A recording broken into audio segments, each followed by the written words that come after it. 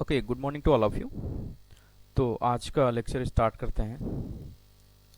ठीक है, तो आज है लेक्चर नंबर 4। तो इसमें कुछ बेसिक थियरी को हम लोग कवर करेंगे और कुछ क्वेश्चंस को करेंगे। ओके, कुछ क्वेश्चंस को करेंगे। ज़्यादातर पोर्शन इसमें थियरी होगा जो कि प्रिंटेड फॉर्मेट में होगा और बिल्कुल आसान थियरी है, तो उसको फटाफट हम लोग कवर कर लेते हैं क्योंकि थोड़ा सा बेसिक आइडिया होना चाहिए कि किसको क्या कहते हैं। ठीक है, तो उसको जानने के लिए कुछ बेसिक थियरी को जानना ज़रूरी होता है जो कि लिखने में काफ़ी ज़्यादा समय जाता है, तो वो प्रिंटेड फॉर्मेट में है, तो उसको हम लोग डिस्कस कर लेते हैं। ओके, तो आगे बढ़ते हैं। और जानकारी के लिए बता दें कि ये लेक्चर जो है SSC, UP TET, C TET, S TET और सभी वनडे एग्जाम के लिए बेनिफिशियल होगा। ओके, तो स्टार्ट करते हैं।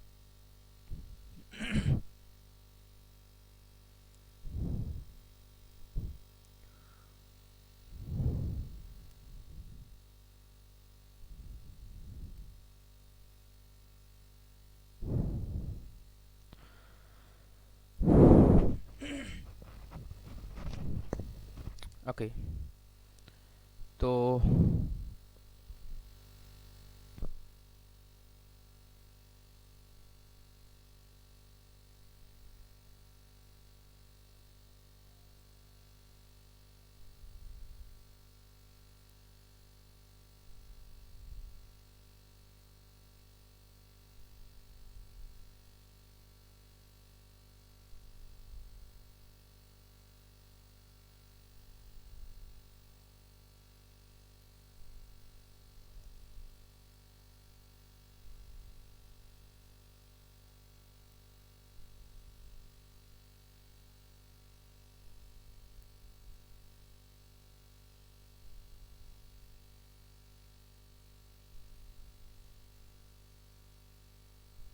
वेट।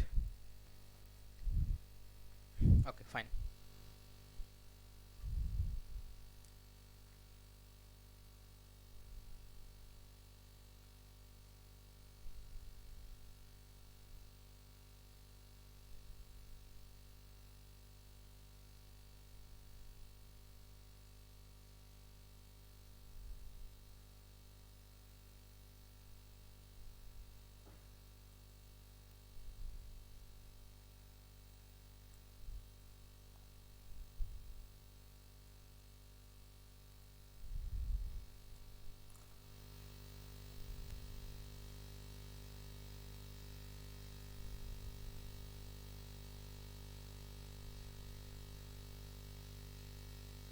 ठीक है, आई होप विजुअल होगा। ठीक है, फटाफट पढ़ते हैं एक एक चीज को। बिंदु। ठीक है, बिंदु जिसको क्या बोलते हैं, पॉइंट बोलते हैं। बिंदु जिसको क्या बोलते हैं, पॉइंट बोलते हैं। आइए पढ़ लेते हैं, इसको समझ लेते हैं। बिंदु की कोई लंबाई या चौड़ाई नहीं होती है। Okay, fine. जैसा कि ये एक सिर्फ क्या होता है, पॉइंट होता है, ना तो इसकी लंबाई होती है और ना ही चौड़ाई होती है। यह मात्र सही स्थिति को दर्शाने का कार्य करती है। सही स्थिति का मतलब क्या होता है, एक पर्टिकुलर फिक्स पॉइंट को ये इंडिकेट करता है कि वो कहाँ पे है। ठीक है, जैसे वृत्त के बीचों बीच स्थिति को दर्शाने वाला केंद्र एक बिंदु होता है। ओके, जब भी हम लोग सर्किल ड्रा करते हैं, ठीक है, जब हम लोग सर्किल ड्रा करते हैं तो उसमें एक फिक्स पॉइंट होता है, सेंटर जिसको बोलते हैं। ठीक है, तो ये सिर्फ ये बयां कर रहा है, ये सही लोकेशन बता रहा है कि सेंटर कहाँ पे है। ओके, यानी कि एग्जैक्ट लोकेशन को फाइंड आउट करने के लिए एक पॉइंट को हम लोग बना लेते हैं, बस, बाकी कुछ नहीं है। Line, second thing line. Okay, पहले भी मैं डिस्कस कर चुका हूं लेकिन एक रफ वे में पूरा डिस्कस करेंगे। सरल रेखा या बिंदुओं का एक समुच्चय होता है। कभी भी लाइन हमको देखने में जो मिलता है, हमको ये लगता है कि ऐसा एक लाइन है। एक्चुअल में ये क्या होता है, these are the points collection. इस तरीके से पॉइंट्स को कलेक्ट करके तब जाके क्या बनता है, लाइन। तो इसी को समझने के लिए हम लोगों ने क्या किया है, इसको एक स्ट्रेट लाइन ऐसे बना दिया है और ये एक्चुअल में क्या होता है, पॉइंट का कलेक्शन होता है। ओके, ठीक है, जो दोनों दिशाओं में अनंत तक विस्तृत होती है। ओके, इसका क्या मतलब है, जिसको हम लोग क्या कर सकते हैं, दोनों दिशा में, यानी कि इधर भी कितना ले जा सकते हैं, इधर भी इनफाइनाइट तक ले जा सकते हैं। ओके, इसमें चौड़ाई व मोटाई नहीं होती है। कभी भी जब हम लाइन को ड्रा करते हैं तो इसकी चौड़ाई और मोटाई को हम लोग क्या करते हैं, निगलेक्ट करते हैं। केवल लंबाई होती है, इसे सामान्यतः ए बी या ए बी से निरूपित करते हैं, रेखा ए बी या ए बी से निरूपित करते हैं। ओके, रे क्या होता है, किरण एक सरल रेखा का वह भाग होता है जिसका केवल एक एंड पॉइंट होता है। इसे सामान्यतः ए बी या ए बी ऊपर रे बना होता है द्वारा निरूपित करता है। पहले भी हम लोग देख चुके हैं कि एक इंड इसका जो होता है फिक्स होता है, एक इंड इसका क्या होता है फिक्स होता है। जैसे ये फिक्स हो गया और इधर साइड ये कितना भी बढ़ सकता है। ओके, रेखाखंड लाइन सेगमेंट, किसी लाइन से अगर हम लोग उसको कट कर ले तो उसको लाइन सेगमेंट बोलते हैं। परपेंडिकुलर जिसको लंब बोलते हैं, ठीक है, किसी क्षैतिज रेखा दैट मीन्स हॉरिजॉन्टल, क्षैतिज रेखा का मतलब क्या होता है हॉरिजॉन्टल ए बी पर उस 90 डिग्री के कोण जब बनता है तो उसको क्या बोलते हैं लंब बोलते हैं। सीधी सी बात है, परपेंडिकुलर का मतलब ही होता है 90 डिग्री, इसको बोलते हैं क्षैतिज रेखा। जो नीचे बेस होता है इसको क्षैतिज that is called the horizontal line बोलते हैं, और इस पे जो ये परपेंडिकुलर होता है इसको वर्टिकल लाइन बोलते हैं। ठीक है, तो इसी को परपेंडिकुलर बोलते हैं। पैरेलल लाइंस सबको पता है जो कभी एक दूसरे को कट नहीं करती हैं। ट्रांसवर्सल लाइन या इसको स्लैंट लाइन भी बोलते हैं। ठीक है, ऐसी तिरछी रेखाएं जो दो या दो से अधिक समांतर रेखाओं को काटती है, तिर्यक रेखा या स्लैंट लाइन इसको कहते हैं। ठीक है, ये दो समांतर रेखाओं को कट करती है, तो ये बात हम पहले भी देख चुके हैं। दो समांतर रेखाओं को कट करती है तो उसके एकांतर कोण, ठीक है, यानी कि एकांतर कोण कौन कौन होगा 4 और 5, 4 और 5, 3 और 6, ये कैसे होंगे एकांतर कोण होंगे, ये बराबर होंगे। ओके, दूसरा हमने देखा था संगत कोण 1 और 6, 1 और 6 और 2 और 5, इसी तरीके से 4 और 7 और 3 और 8, इस पे ढेर सारे सवाल भी किए थे, आगे भी करेंगे। ओके, और एक ही ओर बने अंतःकोणों का योग 180 डिग्री होता है। तो एक ही ओर बने अंतःकोणों का योग में कौन कौन आता है, तो इसमें ये आ जाएगा हमारा 3 और 5, यानी 3 और 5 इक्वल टू कितना हो जाएगा 180, 4 और 6 इसको भी मिला के 180। एंगल क्या होता है, जब भी दो रे मिलती है और उनका जहाँ पे पॉइंट होता है जो स्पेस कवर करता है वो एंगल हो जाता है। ठीक है, पहले भी हम लोग देख चुके हैं, आइए पढ़ लेते हैं। दो सरल रेखाओं के एक बिंदु पर मिल जाने पर कोण बनता है, जैसा कि यहाँ पे मेंशन है। ठीक है, दो सरल रेखा के एंड पॉइंट जहाँ पे इनका एंड पॉइंट है वो जहाँ पे मिलते हैं, वो जो स्पेस कवर करता है उसको क्या बोलते हैं कोण बोलते हैं। कोणों के प्रकार, तो न्यून कोण ये भी हम कवर कर चुके हैं। 90 से अधिक 90 से कम जितने भी कोण होते हैं उसको न्यून कोण बोलते हैं, जैसे 25, 30, 40, 60। किसी को अगर ये आइडिया नहीं लग रहा है तो अपना प्रोटेक्टर यानी चांदा जिसको बोलते हैं हिंदी में, वो खरीदे, वहां से देखे। ओके, समकोण यानी कि राइट एंगल जो एग्जैक्ट 90 डिग्री होता है राइट एंगल। अधिक कोण that's called the obtuse angle, 90 से अधिक 180 से कम। ठीक है, तो जैसे एग्जांपल में अगर ले लें 98, 103, 130, 145, 178, तो इन सभी एंगल्स जो है 180 से कम है और 90 से ज़्यादा है। ओके, सरल कोण जिसको स्ट्रेट एंगल बोलते हैं या रिजु रेखा इसको भी बोलते हैं, और ठीक है, तो 180 डिग्री के कोण को रिजु रेखा कहते हैं क्योंकि ये एकदम स्ट्रेट लाइन होती है। ठीक है, इसके बीच का एंगल 180 डिग्री होता है। बृहद कोण जिसपे पिछले लेक्चर्स में ढेर सारे इसको प्रतिवर्ती कोण भी करते हैं। ठीक है, प्रतिवर्ती कोण, तो इस नाम से जितनी बार भी एस्टेट में सवाल आया है प्रतिवर्ती कोण के नाम से आया है, तो कंफ्यूजन बहुत रहता है। बृहद कोण भी लोगों को पता रहता है, रिफ्लेक्स एंगल भी पता रहता है, प्रतिवर्ती कोण नहीं पता रहता है। तो 180 से अधिक 360 से कम के कोण को बृहद कोण कहते हैं या प्रतिवर्ती कोण कहते हैं। तो एग्जाम्पल में 185, 90, ठीक है, 280, 355, ठीक है, 190, तो ये सब बृहद कोण हो गए। ओके, आगे बढ़ते हैं इसी क्रम में। तो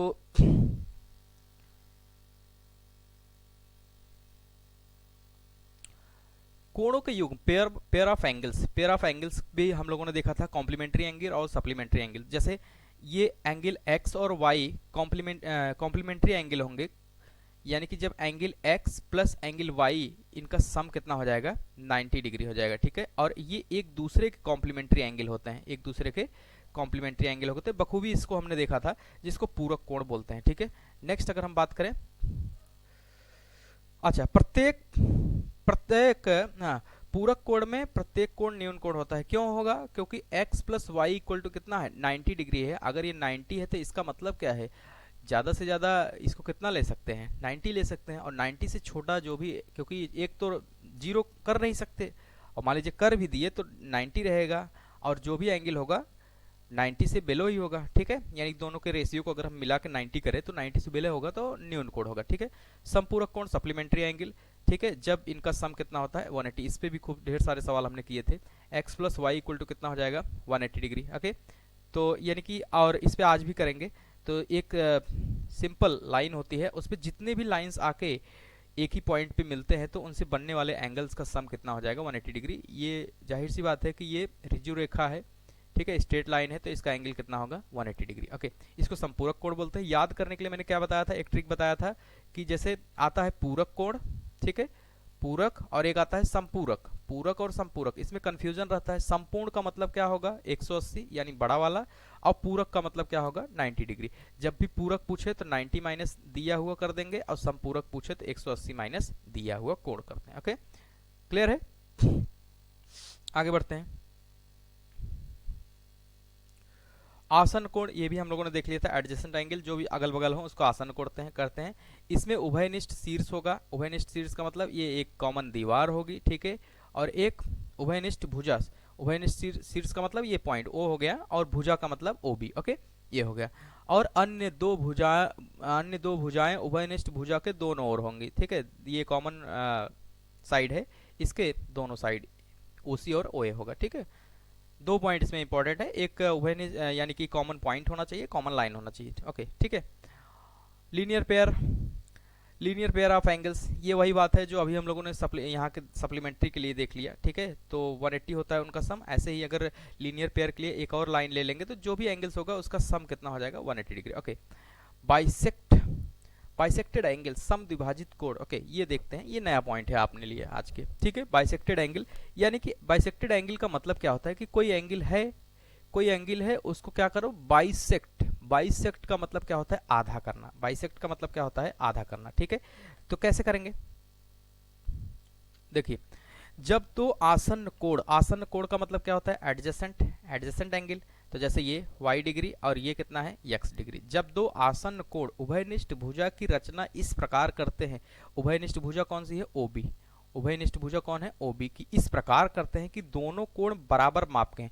मतलब पहले एक एंगल था COA, पहले एंगल ये था COA। ओके, मैं फिर से बना दे रहा हूं, COA, ये एंगल है COA, एक्चुअल में ये है। अब ये जो उभयनिष्ठ वाली लाइन होती है यानी कि कॉमन लाइन, इसको इस तरीके से खींचना है, ये कॉमन लाइन को इस तरीके से खींचना है कि जब भी ये खिंचाए तो ये एंगल अगर थीटा है तो ये भी एंगल थीटा हो। तो ये टोटल एंगल अगर फाई था तो फाई किस पे डिवाइड हो गया, फाई इक्वल टू क्या हो गया थीटा प्लस थीटा, यानी कि 2 थीटा, ऐसा भी कह सकते हैं। यानी ये दो पार्ट में क्या हो गया डिवाइड हो गया। तो जो डिवाइड करता है उसको क्या बोलते हैं एंगल बाइसेक्टर। ओके, ठीक है। तो यहाँ पे मैं पढ़ ले रहा हूँ कि दोनों कोण बराबर माप के हो जाए तब उभयनिष्ठ भुजा को कोण का समद्विभाजक कहते हैं। तो यानी OB को क्या बोलेंगे, OB को बाइसेक्टर बोलेंगे, एंगल बाइसेक्टर, ठीक है, समद्विभाजक बोलेंगे, ठीक है।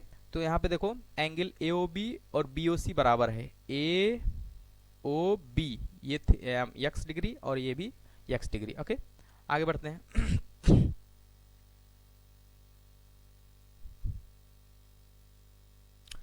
ठीक है, अच्छा, यहाँ पे एक रिलेशनशिप भी होल्ड करेगा, AOB BOC इक्वल टू क्या होगा हाफ ऑफ AOC। ठीक है, मैं इसको यहाँ से बना के फिर से बता दे रहा हूँ।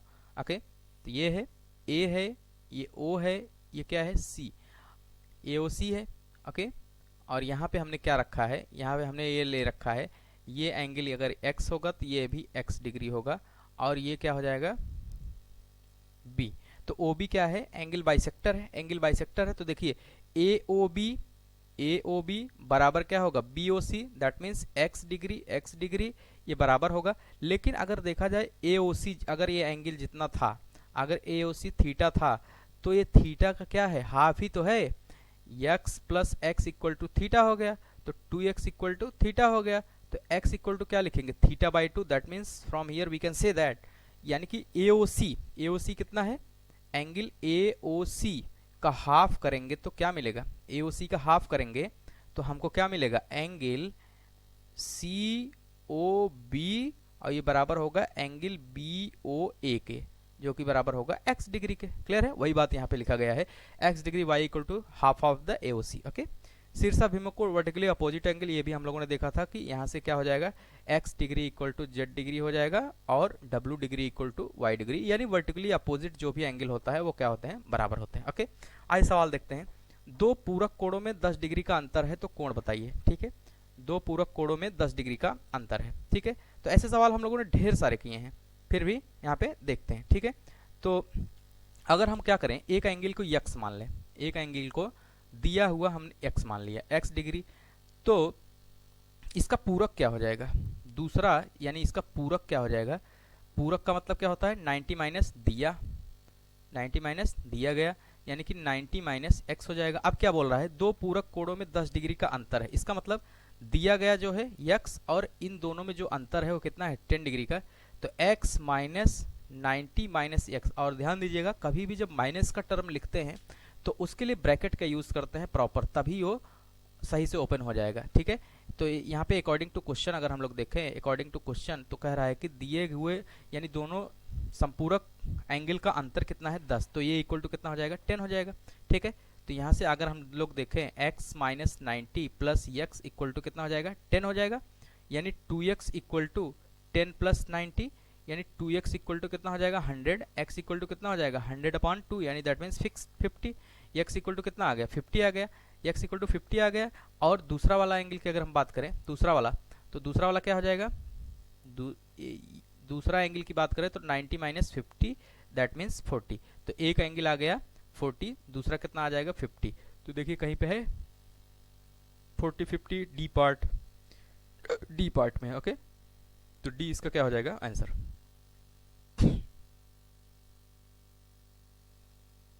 ये रहा, ठीक है 40 50, ओके। तो ये इसका क्या हो जाएगा आंसर हो जाएगा, ओके। आगे बढ़ते हैं, क्या पूछा है, निम्नलिखित में से कौन सा न्यून कोण नहीं है। न्यून कोण का मतलब क्या होता है, न्यून कोण का मतलब अगर मैं बताऊं तो न्यून कोण क्या होता है, ऐसा एंगल जो लेस देन कितना हो 90 डिग्री। तो ये न्यून कोण है, ये न्यून कोण है, ये न्यून कोण है, ये न्यून कोण नहीं है, यहाँ पे नहीं है पूछा है, तो हमारा आंसर ये होगा, ये इसको क्या करेंगे कट कर देंगे, ये सारे न्यून कोण हैं, ओके 95, ओके। फिर से देखिए, एक बृहद कोण के लंबार्धक से कौन सा कोण बनेगा। आप समझिए इससे लॉजिकल क्वेश्चन है, ठीक है। बृहद कोण क्या होता है समझिएगा, इसको मैं एक्सप्लेन कर रहा हूं दूसरी जगह, ठीक है। अच्छा सवाल है, कंफ्यूज टाइप के किया है, ठीक है। देखिए सवाल की भाषा पहले पढ़िए, एक बृहद कोण के लंबार्धक से कौन सा कोण बनेगा। तो बृहद कोण कौन सा होता है पहले ये तो ये पता होना चाहिए, ठीक है, यानी कि रिफ्लेक्स एंगल। बृहद कोण का मतलब क्या हुआ, रिफ्लेक्स एंगल। तो रिफ्लेक्स एंगल, रिफ्लेक्स एंगल वो होता है जो 180 से बड़ा एंड 360 से छोटा, ठीक है। तो मैं बना ले रहा हूँ 180 से बड़ा और 360 से छोटा, तो मैं ये बना ले रहा हूँ कि 200 डिग्री, कितना बना ले रहा हूँ 200 डिग्री, 200 डिग्री बना लिया। तो ये इसके बीच में है, तो ये ऐसा एंगल है, ठीक है। इसका पूछ रहा है कि लंबार्धक, तो मैं अगर इसको ड्रॉ करूं तो ये कुछ ऐसा बनेगा,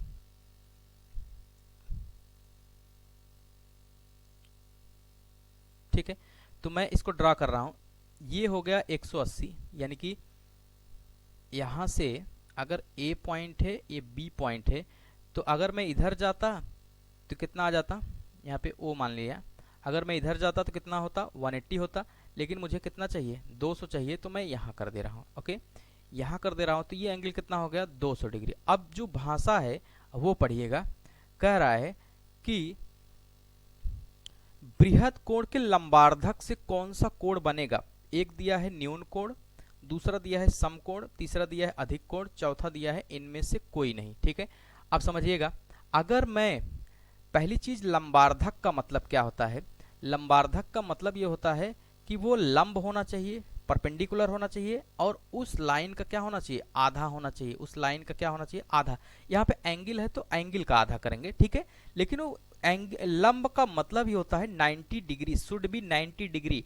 तो अब देखिए मैं अगर इसको आधा करूं, यानी कि एंगल का आधा कर देंगे, तो आधा यानी कि कितना हो जाएगा 100 डिग्री। तो 100 डिग्री पे जब मैं ड्रा करूंगा तो यहाँ कहीं आएगा, लेकिन ये एंगल देखो 90 नहीं है, लंब नहीं है, यहाँ पे ये पॉइंट क्या कर रहा है क्रॉस कर रहा है। अच्छा समकोण तो होगा नहीं है, समकोण से ज्यादा है वो ऑप्शन नहीं होगा, न्यून कोण तो होगा नहीं, ठीक है। अच्छा एक दिया है अधिक कोण, ठीक है, एक दिया है अधिक कोण, लेकिन सोचिए अधिक कोण के केस में क्या ये लंब होगा, नहीं होगा। लंब नहीं होगा तो इसका मतलब अधिक कोण ऑप्शन में है लेकिन ये लंब नहीं है। लंब होने के लिए मुझे क्या करना पड़ेगा, अगर मैं फिर से दूसरा फिगर ड्रा करूं, ठीक है, तो 180 डिग्री को अगर सिर्फ मैं ड्रा करूं, यहाँ पे हमने O ले लिया, A ले लिया, B ले लिया, ठीक है। 180 से बड़ा, ठीक है, यानी 180 को भी लेते हैं बृहद में, ठीक है, और 360 से छोटा, तो इस एंगल को भी हम लोग किस में लेते हैं, बृहद में लेते हैं। तो इसको देखो बाइसेक्ट जब करेंगे तो ये परपेंडिकुलर भी होगा और बाइसेक्टर भी होगा, यानी कि लंब भी है और अर्धक भी है, लंब भी है और अर्धक भी है, इसलिए इसका ऑप्शन क्या हो जाएगा, समकोण हो जाएगा। यहाँ पे ऑप्शन कौन सा आएगा, समकोण। ओके,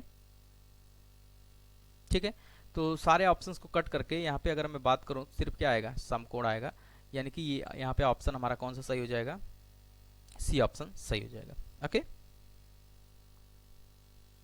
ठीक है, 90 डिग्री। ओके, नेक्स्ट देखते हैं, यदि किन्हीं दो समांतर रेखाओं को एक तिर्यक रेखा काटे तो निम्नलिखित में से कौन सा सत्य होगा। ठीक है, ये भी हम लोगों ने देख लिया है, ये दो लाइन खींच लिए। ठीक है, दो लाइन अगर हम ड्रॉ कर लें और एक स्लैंट लाइन या ट्रांसवर्सल लाइन हम ड्रॉ कर लें, ठीक है, तो देखिए तो क्या क्या होता है इसमें, एकांतर कोण बराबर होंगे। ठीक है, यानी कि एकांतर कोण बराबर होंगे, ये एंगल बराबर इसके होगा। ठीक है, सही है, यानी कि ये ऑप्शन सही है। एक ही ओर बने अंतःकोणों का योग 180 होता है, अगर ये है ये बी है तो a plus B equal to 180 अंश होता है। ठीक है, ये भी सही है। ठीक है, समांतर रेखा पर बने कोई दो कोण संपूरक होंगे, इसको थोड़ी देर होल्ड करते हैं। ठीक है, इसको होल्ड करते हैं, अभी चेक करते हैं और ये वाले पॉइंट को देखते हैं, 4 वाले को। ठीक है, संगत कोण बराबर होंगे। ठीक है, संगत कोण कौन होते हैं,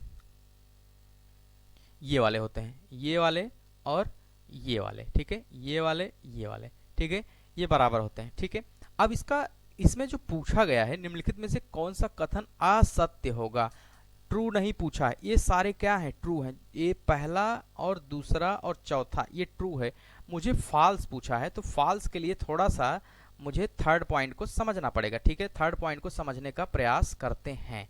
ठीक है, आप समझिएगा, थर्ड पॉइंट इंपॉर्टेंट है।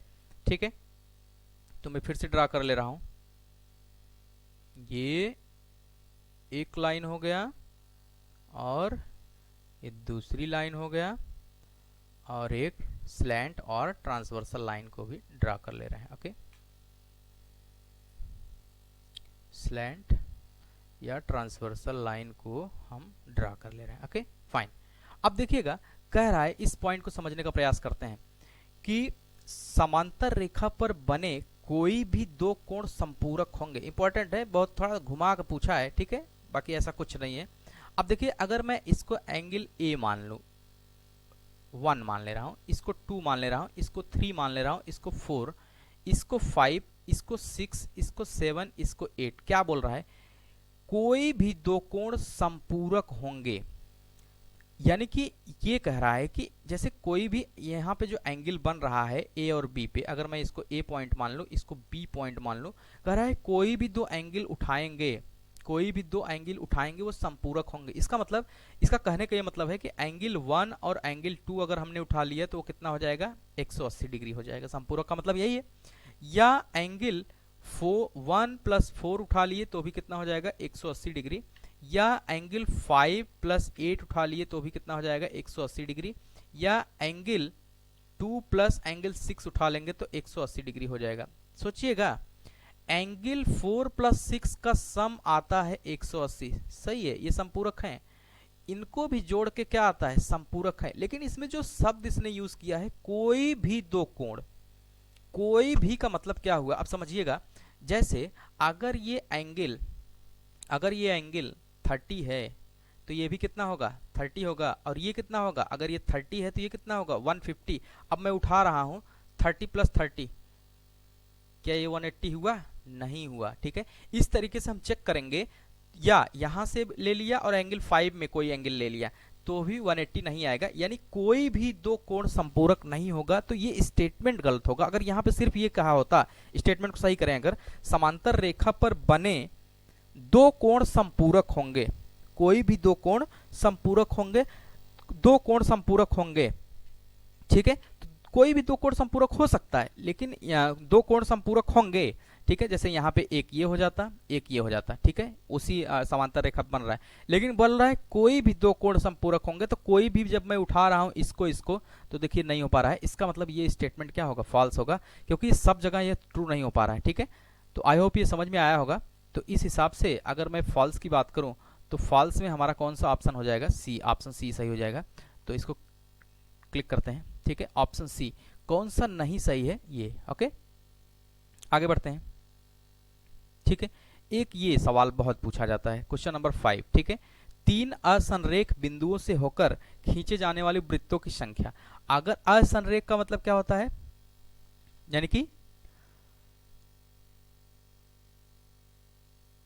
नॉन कोलिनियर, नॉन कोलिनियर, ठीक है। कोलिनियर का मतलब क्या होता है, एक ही लाइन पे जो भी पॉइंट्स हो एक ही लाइन पे हो। नॉन कोलिनियर का मतलब होता है कि वो लाइन पे ना हो, ठीक है। तो आइए देखते हैं, जैसे एक पॉइंट से होकर कितने सर्किल ड्रा हो सकते हैं, पहले ये देखते हैं।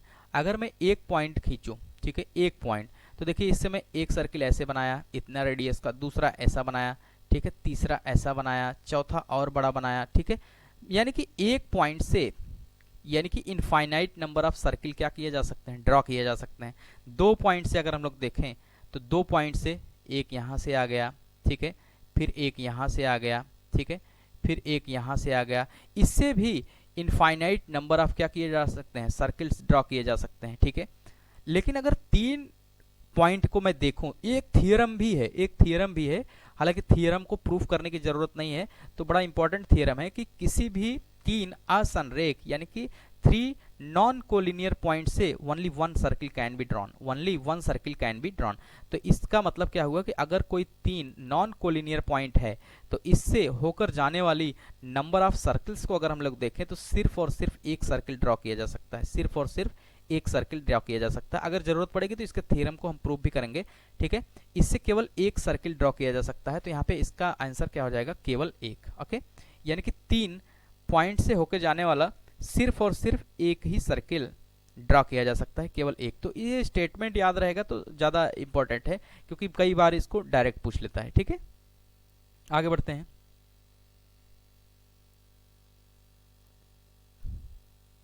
ठीक, देखिए इस तरह के भी सवाल हम लोगों ने बहुत किया था, ठीक है। आप देखिए ये एंगल ए पूछ रहा है, ठीक है, तो एंगल ए पूछ रहा है, तो यहाँ पे अगर मैं देखूं ये एंगल कितना होगा, ठीक है।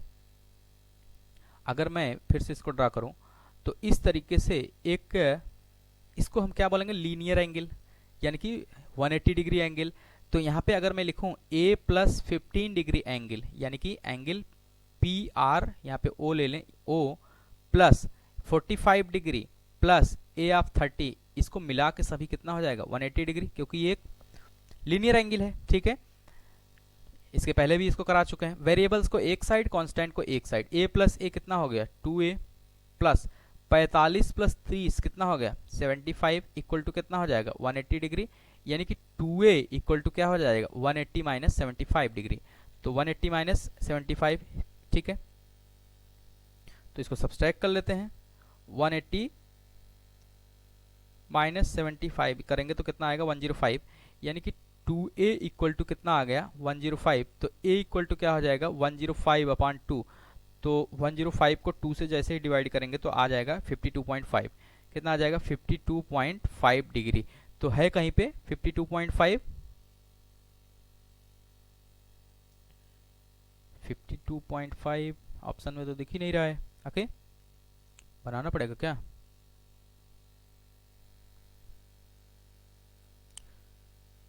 फिर से चेक कर रहे हैं, ठीक है।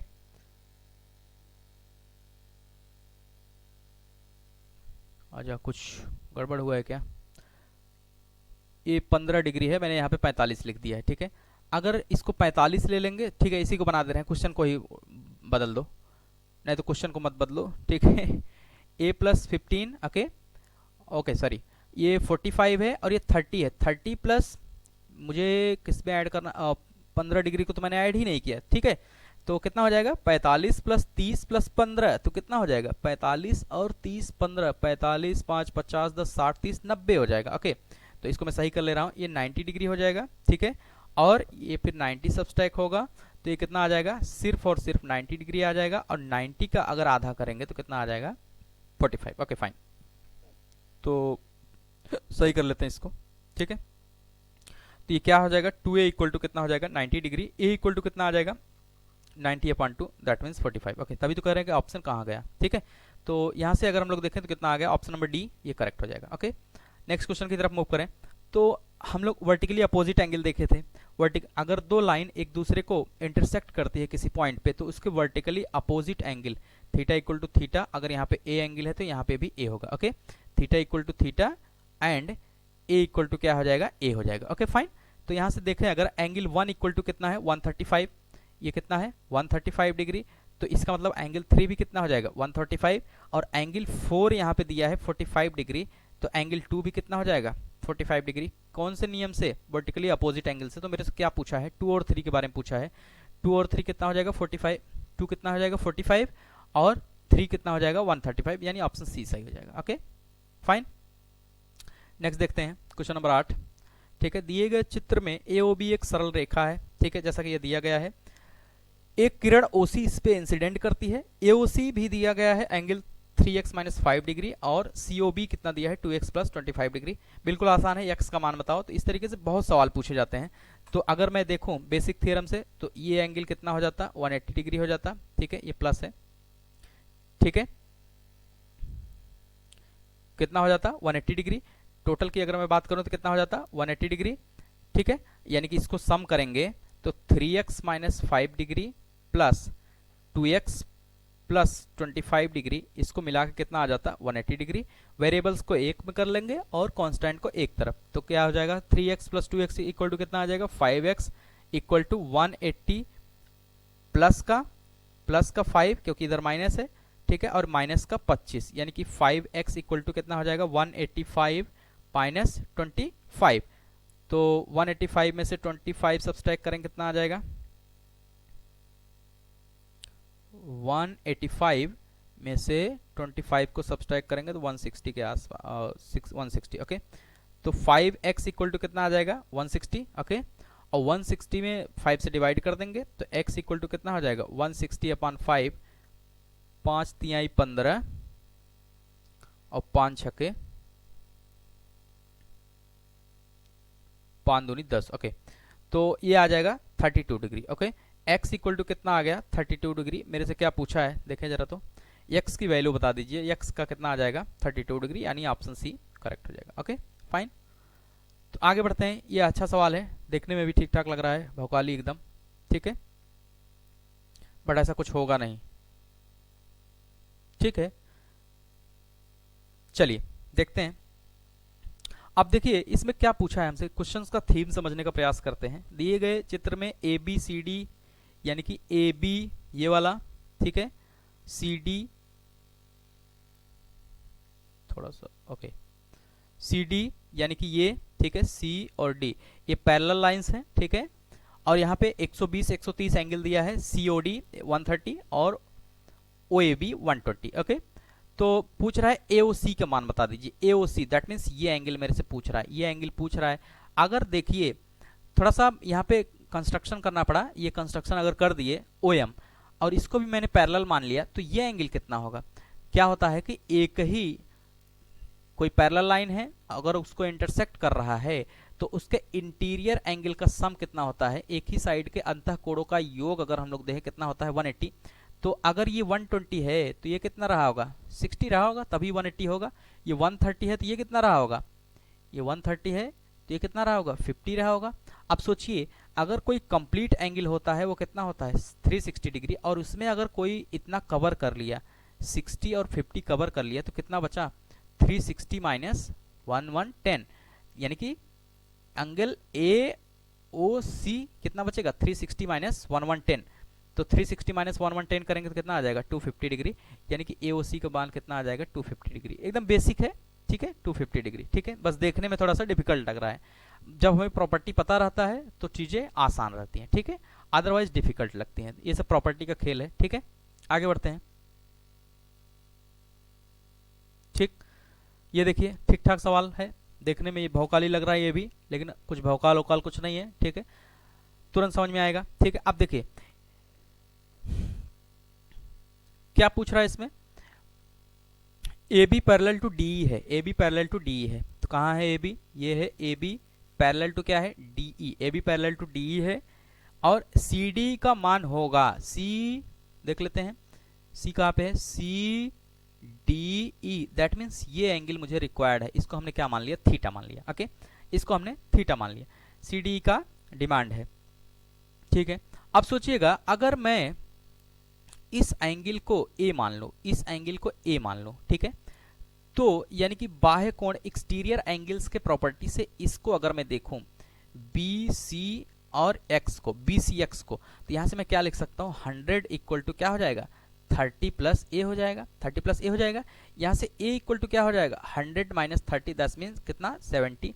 अगर ये 70 है, ये 70 है, तो अब सोचिएगा बी वाई और डी सी एक दूसरे को इंटरसेक्ट कर रहे हैं, तो इसके वर्टिकली अपोजिट एंगल क्या होंगे, बराबर होंगे, तो ये एंगल भी कितना आ जाएगा, 70 डिग्री आ जाएगा। लेकिन अब फिर से देखिए डी पैरेलल टू क्या है, एक्स वाई, तो इसके इंटीरियर, एक ही साइड के इंटीरियर एंगल्स का सम कितना होगा, एक ही साइड के इंटीरियर एंगल का सम कितना होता है, 180 डिग्री, यानी कि theta plus 70 degree equal to क्या हो जाएगा, 180 डिग्री, तो थीटा इक्वल टू क्या हो जाएगा, 180 माइनस 70, दैट मीन्स 1110 डिग्री, तो थीटा यहाँ से कितना आ गया, 110 डिग्री। और मेरे से पूछा क्या था, मेरे से पूछा यह है सी डी ई, सी डी ई शायद यही पूछा है, सी डी ई, ओके हाँ यही है, तो सी डी ई का मान पूछा है, तो कितना आ जाएगा, 1110, ओके फाइन, बिल्कुल आसान होता है, बस प्रॉपर्टी आपको याद होना चाहिए, प्रॉपर्टी अगर याद है तुरंत हो जाएगा, ठीक है। इसको भी देखते हैं, बिल्कुल आसान है, ठीक है।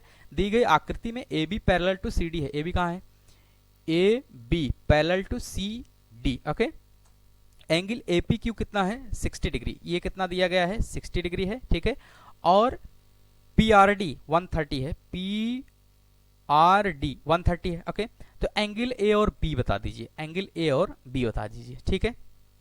अब देखिएगा अगर मैं ट्रायंगल पी क्यू आर का एक्सटीरियर एंगल की प्रॉपर्टी लगाऊं, तो 130 इक्वल टू क्या हो जाएगा, ए प्लस बी, 130 इक्वल टू क्या हो जाएगा, ए प्लस बी हो जाएगा, क्लियर है। अब देखिए अगर मैं ये ट्रांसवर्सल वाली प्रॉपर्टी लगाऊं कि एक लाइन है और ये एंगल जो है 60 डिग्री है, तो इसके एकांतर अंतःकोण क्या होते हैं, बराबर होते हैं, तो एंगल ए कितना हो जाएगा, 60, तो इस प्रॉपर्टी से एंगल ए इक्वल टू कितना हो जाएगा, 60 डिग्री। अगर एंगल ए 60 डिग्री है तो प्रॉपर्टी इस इक्वेशन से अगर हम लोग देखें कि A plus B equal to 130 degree, तो ए कितना है 60 degree plus B equal to 130 degree, यहाँ से बी इक्वल टू कितना आ जाएगा, 130 माइनस 60, 130 माइनस 60 कितना हो जाएगा, 70, कितना आएगा, 70, यानी कि एंगल बी यहाँ से कितना आ गया, 70 डिग्री, और एंगल ए क्या कितना है, 60 डिग्री। तो क्या पूछा है, पूछा है हमसे ए और बी बता दीजिए, तो ए की वैल्यू कितना है, 60 और 70, यानी ऑप्शन बी यहाँ पे क्या हो जाएगा, करेक्ट हो जाएगा, ओके, ऑप्शन बी यहाँ से करेक्ट हो जाएगा,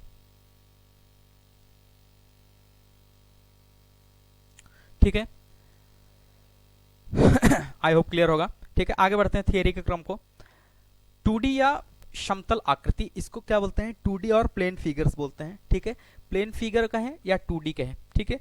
पढ़ते हैं इसको। समतल आकृतियों को द्विविमीय यानी कि 2D आकृति कहा जाता है, जो भी समतल होता है उसको 2D कहते हैं। जैसे एक्स एक्सिस वाई एक्सिस किस में होता है, 2D में होता है, ठीक है, एक्स एक्सिस वाई एक्सिस।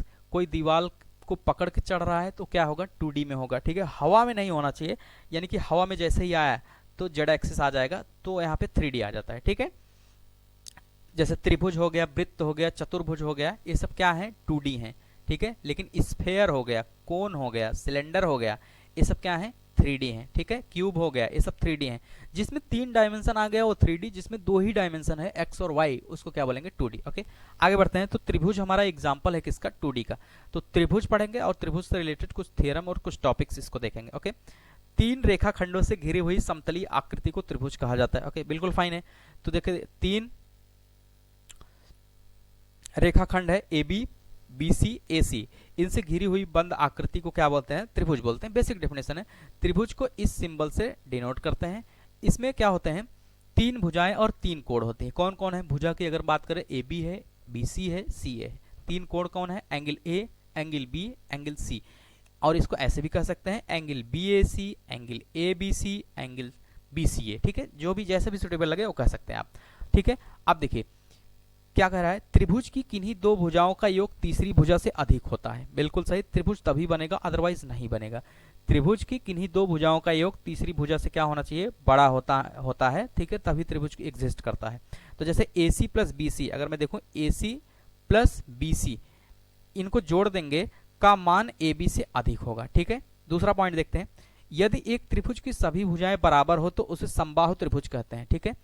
समबाहु त्रिभुज बिल्कुल सही है कि जैसे अगर ये 3 सेंटीमीटर 3 सेंटीमीटर 3 सेंटीमीटर, इसको क्या कहेंगे, समबाहु त्रिभुज कहेंगे। समबाहु त्रिभुज के तीनों कोण आपस में बराबर होते हैं, अतः समबाहु त्रिभुज का प्रत्येक कोण 60 डिग्री होता है। प्रीवियस लेक्चर में, लेक्चर नंबर 3 में मैंने इस पे बात किया था और निकाला भी था कि इसका कैसे 60 डिग्री आया था। ओके, त्रिभुज के तीनों अंतः कोणों का योग कितना होता है, 180 डिग्री, सबको पता है, ठीक है। क्लास 1 से चिल्ला रहे हैं, ठीक। आगे बढ़ते हैं,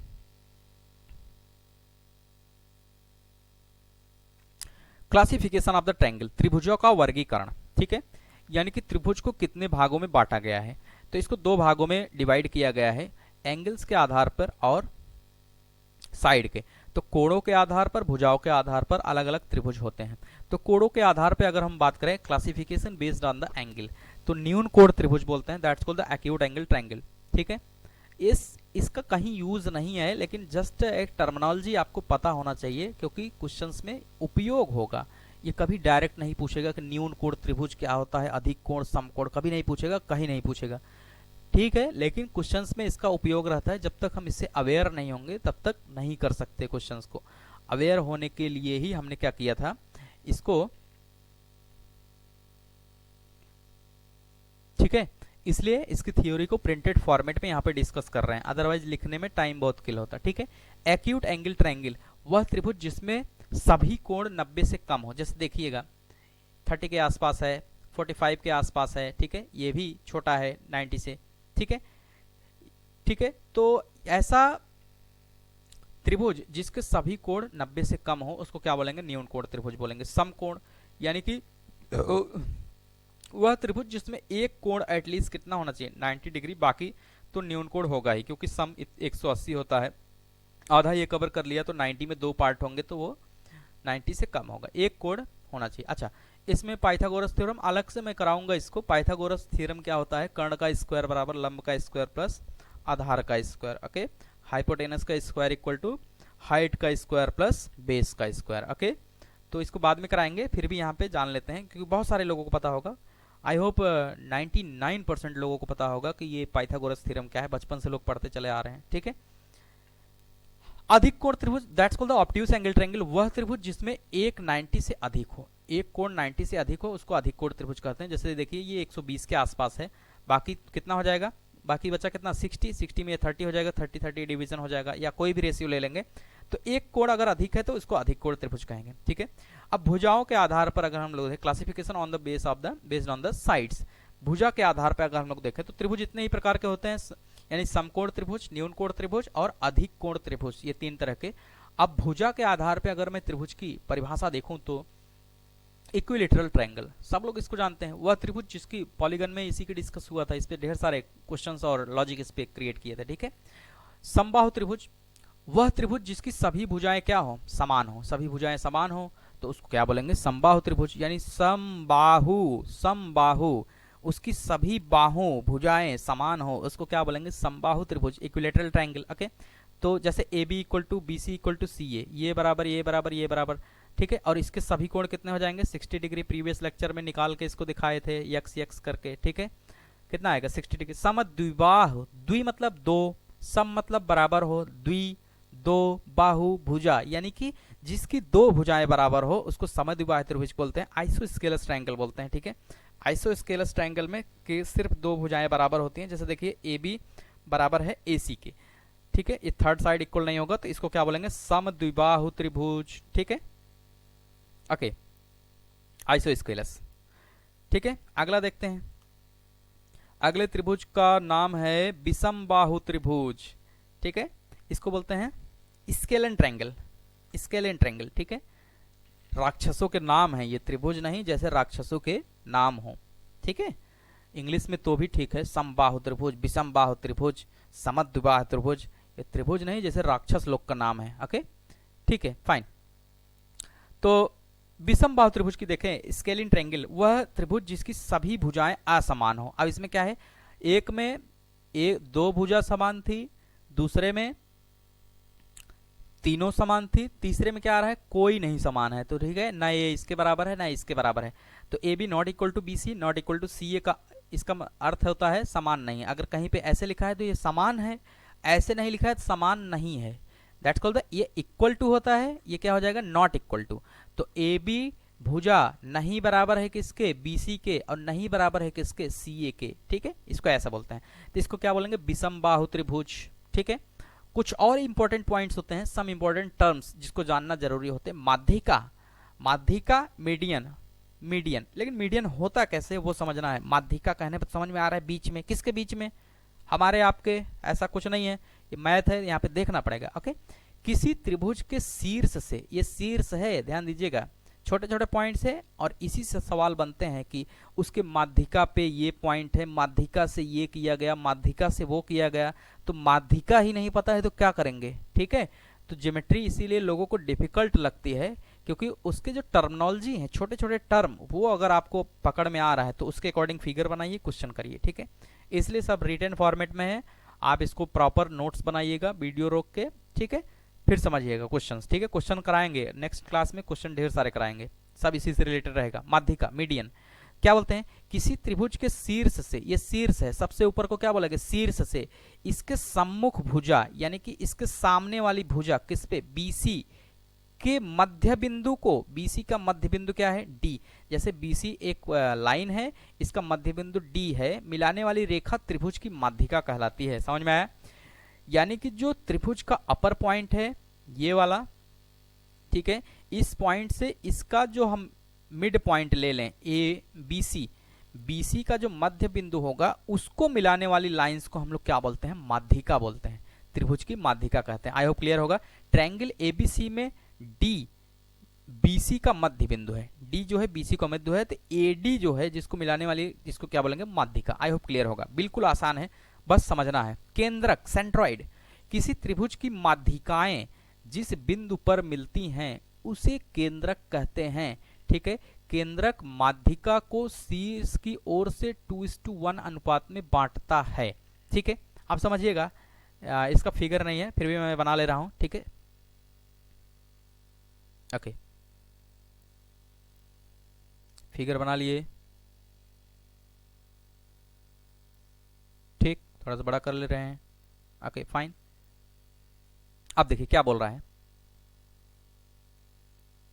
सेंट्रॉइड क्या होता है, किसी त्रिभुज की माध्यिकाएं, अगर जैसे ए ले लिया, बी ले लिया, सी ले लिया, तो ए से अगर मैं बीसी को मिलाऊं, ठीक है, अब बी से एसी के, ये सब मध्य बिंदु हैं, ये M1 बीसी का मध्य बिंदु, M2 बीसी एसी का मध्य बिंदु, और इसको अगर मैं मिला दूं M3, तो ये किसका मध्य बिंदु है, AB का।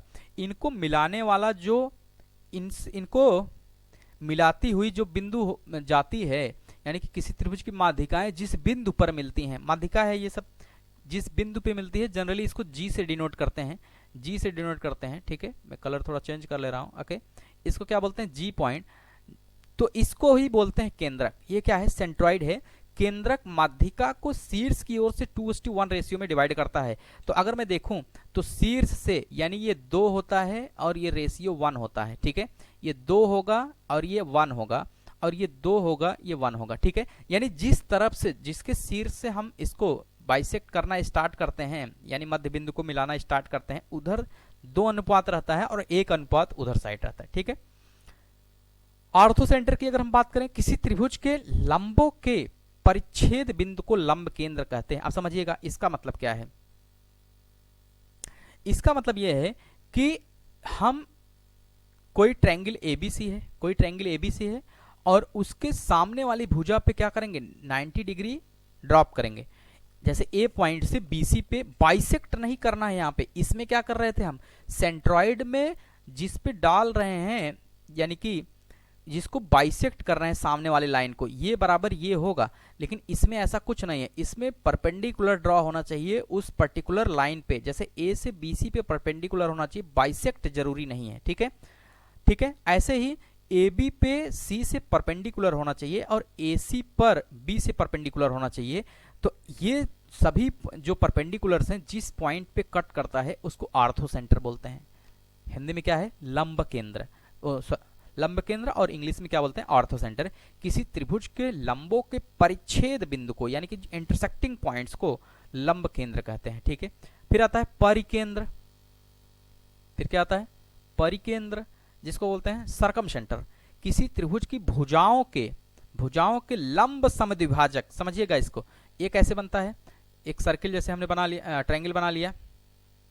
ठीक है, कैसे बनता है वो मैं दिखाना चाह रहा हूं। ठीक है, बना तो है ही इसमें। अब क्या करेंगे, ये कह रहा है कि किसी त्रिभुज की भुजाओं के लंब समद्विभाजक, यानी कि एबीसी अगर ट्रायंगल है तो इसके भुजा बीसी का लंब समद्विभाजक, इसको क्या करेंगे, परपेंडिकुलर ड्रॉप होना चाहिए और समद्विभाजक, यानी कि इसका ये क्या होना चाहिए, मिड पॉइंट होना चाहिए। ऐसे इसको हम देखेंगे तो इसका भी क्या होना चाहिए, मिड पॉइंट होना चाहिए। ये इसको आगे बढ़ा दिया। ठीक है, ये M2 हो गया। ऐसे इसका भी लंब समद्विभाजक करेंगे। ठीक है, ऐसे तो क्या हो जाएगा, ये M3 हो जाएगा। और जहां पे ये तीनों एक दूसरे को कट करेंगे उसको हम क्या बोलेंगे, सरकम सेंटर बोलेंगे। क्या बोलेंगे, सरकम सेंटर बोलेंगे।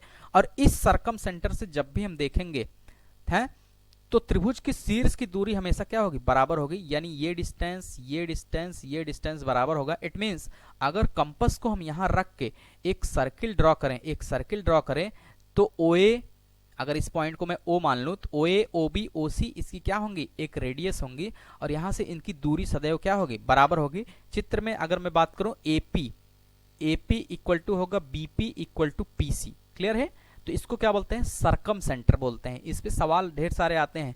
वो ऐसे बोलेगा कि उसका सरकम सेंटर, उसका आर्थो सेंटर, ठीक है, उसका सेंट्रॉइड, तो इस तरह की भाषा करेगा। और इस पे भी अभी ढेर सारे फार्मूले हैं, उसको भी कराएंगे। ठीक है, तो यानी कि अगर हम बात करें कि अगर कोई सरकम सेंटर होता है किसी ट्रायंगल का, तो वो ट्रायंगल्स के तीनों वर्टिसेस को, तीनों शीर्ष को टच करता हुआ जाता है। ठीक है, क्या बोलते हैं इसको, परिकेंद्र बोलते हैं। ठीक है, अगला आता है अंतःकेंद्र। अंतःकेंद्र यानी कि इन सेंटर। किसी त्रिभुज की तीनों कोण के अर्धक जिस बिंदु पर मिलते हैं उसे क्या बोलते हैं, अंतःकेंद्र। आइए समझते हैं इसको। ट्रायंगल बना लिया। ठीक है, ये ट्रायंगल हो गया। इसमें क्या होता है, इसमें मुझे जैसे A हो गया, B हो गया, C हो गया, इसमें क्या करना है, एंगल को बाइसेक्ट करना है। एंगल, इस एंगल को आधा कर दिए, इस एंगल को क्या कर दिए, आधा कर दिए। एंगल B को आधा, ऐसे एंगल C को आधा करेंगे। एंगल C को आधा किए तो ये आगे जाएगा। ऐसे एंगल A को आधा करेंगे, ये आगे जाएगा। तो जिस पॉइंट पे कट रहा है this is called the in centre, इसको I से डिनोट करते हैं। और यहाँ से इसकी दूरी, यानी कि ये वाली डिस्टेंस और ये वाली डिस्टेंस और ये वाली डिस्टेंस, ये सदैव समान होगी। यानी कि अगर किसी ये मान लीजिए हम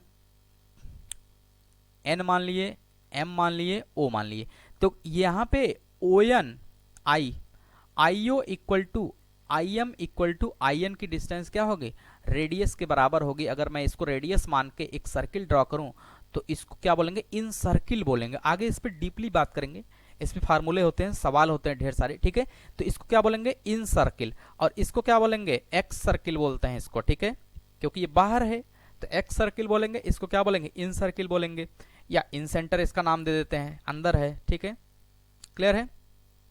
तो त्रिभुज की भुजाओं से दूरी हमेशा क्या होगी, भुजाओं के सदैव समान होगी। त्रिभुज की भुजाओं से सदैव समान दूरी पर होंगी, समान, वही जो M और NO, यानी कि उनकी भुजाओं से डिस्टेंस इसका क्या होगा, समान होगा। ठीक है,